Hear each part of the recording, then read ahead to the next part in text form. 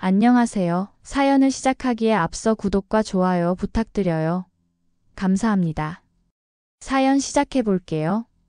제가 이런 얘기를 하게 될 줄은 정말 몰랐어요. 지금도 생각하면 가슴이 먹먹해지고 눈물이 나려고 해요. 저는 26에 결혼해서 정말 행복했었어요. 남편은 저보다 2살 많았고 성격도 좋고 저를 정말 아껴줬어요. 시어머니도 저를 친딸처럼 대해주셨고요. 결혼 첫 해부터 아이가 생겨서 5살 큰딸 지은이를 시작으로 4살 첫째, 아들 민준이, 그리고 2살 막내 아들 서준이까지 셋을 낳았어요. 시어머니는 정말 특별한 분이셨어요. 제가 첫 아이를 낳았을 때부터 친정어머니처럼 챙겨주셨거든요.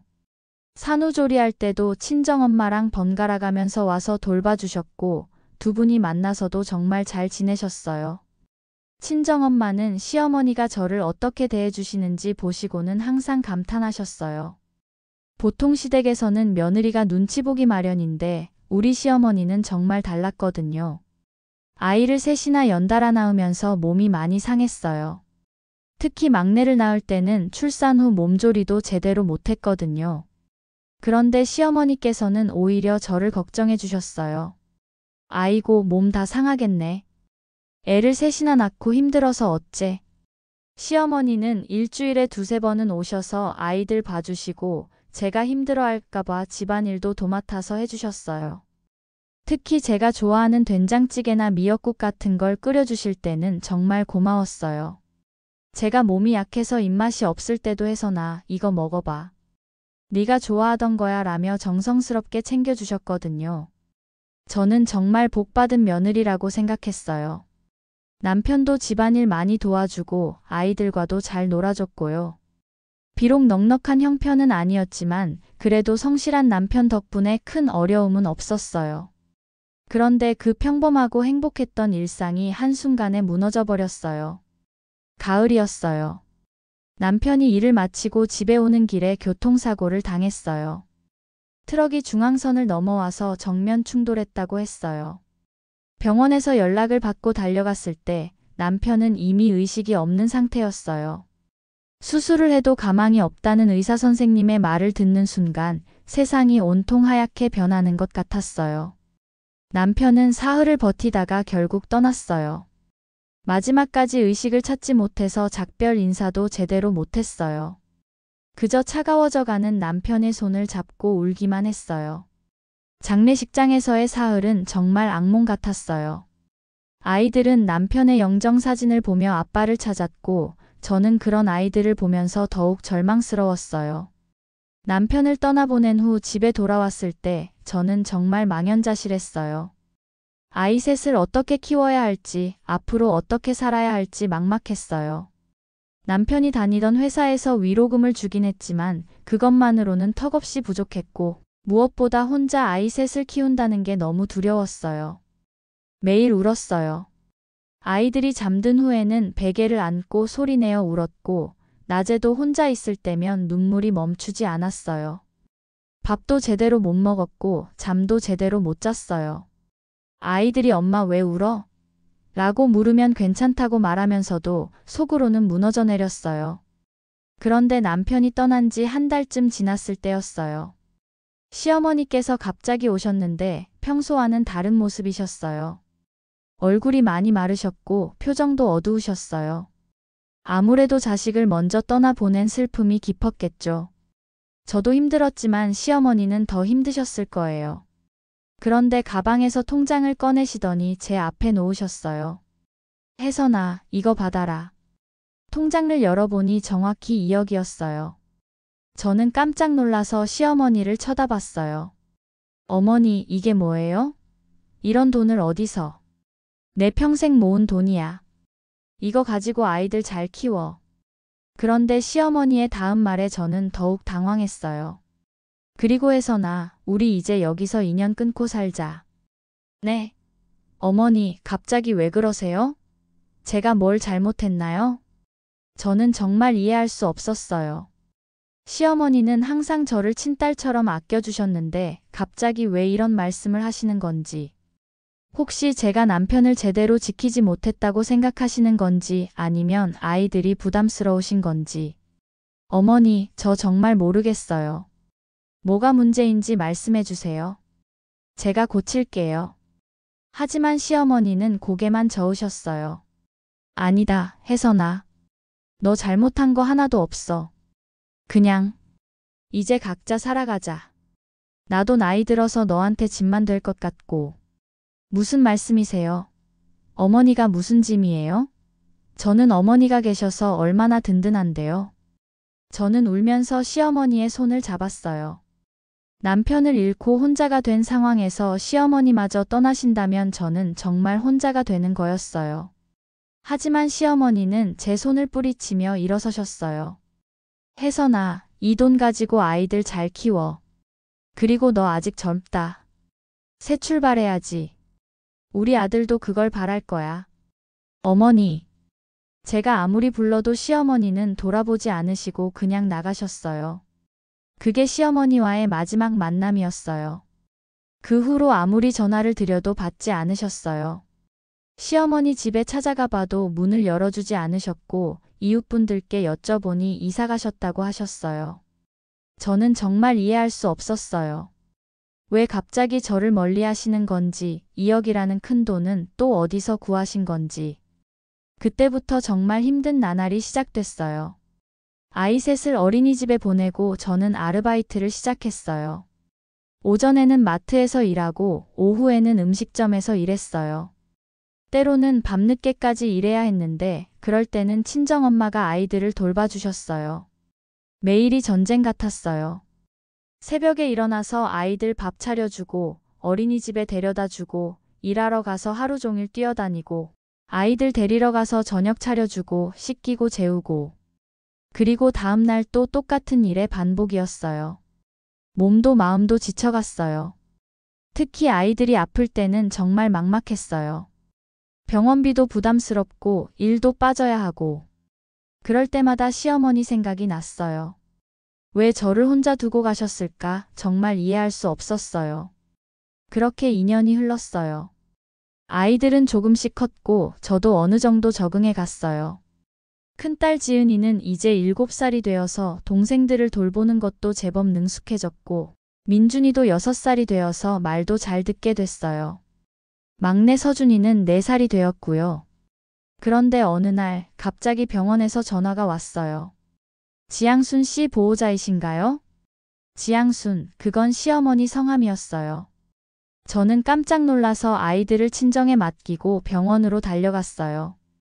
응급실에서 시어머니를 봤을 때 저는 정말 충격을 받았어요. 2년 전에 봤던 그 모습과는 완전히 달랐어요. 살이 빠져서 뼈만 남은 것 같았고 얼굴은 노랗게 떠 있었어요. 어머니, 어머니. 제가 부르자 시어머니가 천천히 눈을 뜨셨어요. 저를 알아보시는 것 같았지만 말을 제대로 하지 못하셨어요. 의사 선생님께 여쭤보니 상황이 심각했어요. 췌장암이었고 이미 다른 장기로 전이가 많이 진행된 상태라고 했어요. 그것도 처음 진단받은 지 2년이 넘었다고 하시더라고요. 2년 전부터 아셨다고요? 네, 그런데 치료를 거부하셨어요. 처음에는 수술도 가능했고 항암 치료도 충분히 할 수 있는 상태였는데 환자분이 완강히 거부하셔서 그 순간 저는 모든 게 이해됐어요. 2년 전 시어머니가 갑자기 저에게 2억을 주시며 인연을 끊자고 하셨던 이유를 왜 그렇게 마르셨는지, 왜 그렇게 어두운 표정이셨는지 시어머니는 이미 자신의 병을 알고 계셨던 거예요. 그리고 남편을 잃고 혼자가 된 저에게 부담을 주기 싫어서 혼자서 모든 걸 감당하려고 하셨던 거예요. 어머니, 어머니. 저는 시어머니의 손을 잡고 눈물을 흘렸어요. 시어머니도 눈물을 흘리고 계셨어요. 미안하다. 혜선아. 미안해. 시어머니가 간신히 말씀하셨어요. 어머니, 왜 그러셨어요? 왜 혼자 아파하셨어요? 저도 어머니 자식인데 왜 저한테 말씀 안 하셨어요? 나까지 짐이 되면. 시어머니는 말씀을 제대로 하지 못하셨지만 저는 다 이해할 수 있었어요.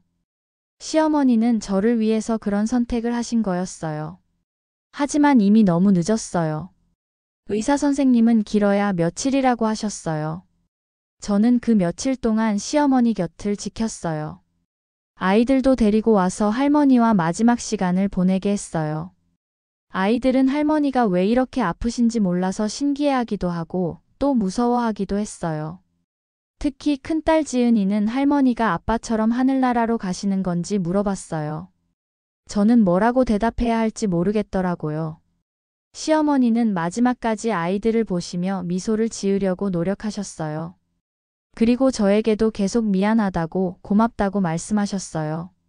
아이들 잘 키워줘서 고마워. 정말 고마워. 시어머니는 5일 후에 돌아가셨어요. 마지막까지 저와 아이들을 걱정하시면서요. 장례식을 치르면서 저는 많은 걸 알게 됐어요.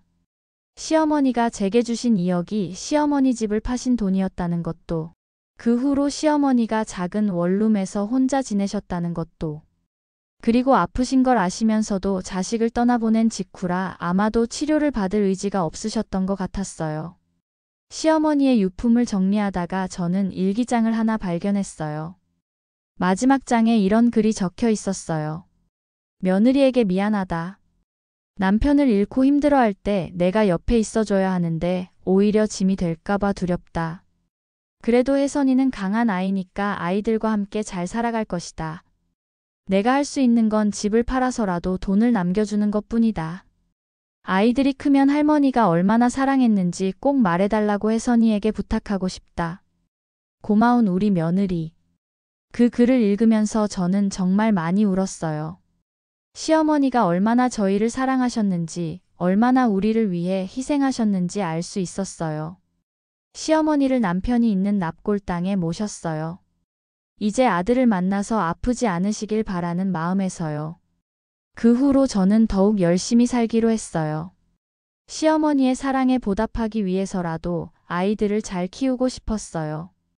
하지만 혼자서 아이 셋을 키우는 건 여전히 벅찼어요. 특히 아이들이 아플 때는 정말 막막했어요. 그때 친정엄마가 많이 도와주셨어요. 친정엄마는 시어머니가 돌아가신 후로 더욱 자주 오셔서 아이들도 봐주시고 집안일도 도와주셨어요. 그러면서 항상 시어머니 이야기를 하셨어요. 너희 시어머니 참 좋은 분이셨는데 왜 그렇게 혼자 아파하셨을까? 나한테라도 말씀하셨으면 같이 도와드렸을 텐데. 정말 마음이 아프네. 친정엄마도 시어머니를 많이 그리워하셨어요. 두 분이 서로 저를 어떻게 돌봐줄지 상의도 하시고 함께 음식도 준비하시고 그랬거든요. 그런 분을 이렇게 보내드린 게 친정엄마도 많이 속상하셨나 봐요. 지금은 아이들이 많이 컸어요. 지은이는 9살이 되어서 초등학교 2학년이고 민준이는 8살이 되어서 초등학생이 되었고 서준이는 6살이 됐어요. 친정엄마의 도움 덕분에 아이들도 할머니의 사랑을 받으며 자라고 있어요. 가끔 아이들이 할머니 이야기를 하면 저는 할머니가 얼마나 아이들을 사랑하셨는지, 우리를 위해 얼마나 많은 것을 희생하셨는지 꼭 이야기해줘요. 할머니는 너희들을 정말 사랑하셨단다. 그래서 아프신 것도 참으시고 우리가 힘들지 않게 하려고 혼자서 모든 걸 견디셨어. 아이들은 아직 어려서 완전히 이해하지는 못하지만 할머니가 자신들을 사랑하셨다는 건 알고 있어요. 저도 이제는 많이 안정됐어요. 정규직으로 일자리를 구해서 아이들과 함께 평범하게 살고 있어요. 시어머니께서 남겨주신 돈 덕분에 아이들 교육비 걱정도 덜고 조금씩 미래를 준비할 수 있게 됐어요. 가끔 밤에 아이들이 잠든 후에 시어머니 생각을 해요. 그때 왜 진실을 말씀해주지 않으셨을까? 저라면 어떻게 했을까 생각해 보기도 해요. 하지만 이제는 이해해요. 시어머니는 마지막까지 저와 아이들을 보호하고 싶으셨던 거예요. 며느리라는 이유로 남남이 될 수도 있었는데 시어머니는 저를 진짜 딸처럼 생각해 주셨어요. 그리고 그 사랑은 지금도 저희와 함께 있어요. 아이들이 더 크면 할머니와 아빠의 이야기를 더 자세히 들려줄 거예요. 그리고 우리가 받은 사랑을 다른 사람들에게도 나누어 주며 살라고 가르칠 거예요. 지금도 가끔 납골당에 가서 두 분께 안부를 전해요. 아이들이 건강하게 잘 자라고 있다고, 저도 열심히 살고 있다고 말씀드려요. 그러면 두 분이 하늘에서 웃으며 지켜보고 계실 거라고 생각해요. 힘들고 아픈 일들이 많았지만 그 모든 과정을 통해 저는 진짜 사랑이 뭔지 알게 됐어요. 시어머니의 사랑, 남편의 사랑, 그리고 아이들의 사랑. 그 사랑들이 저를 지금까지 버텨낼 수 있게 해준 힘이었어요. 앞으로도 쉽지 않은 날들이 많을 거예요. 하지만 저는 포기하지 않을 거예요. 시어머니께서 보여주신 것처럼 사랑하는 사람들을 위해서라면 어떤 어려움도 견딜 수 있다는 걸 배웠거든요. 이 이야기를 들어주셔서 고마워요. 누군가에게는 이런 사랑의 의미를 전할 수 있었으면 좋겠어요. 제 긴 이야기를 끝까지 들어주셔서 감사합니다. 구독과 좋아요, 알림 설정까지 잊지 마세요.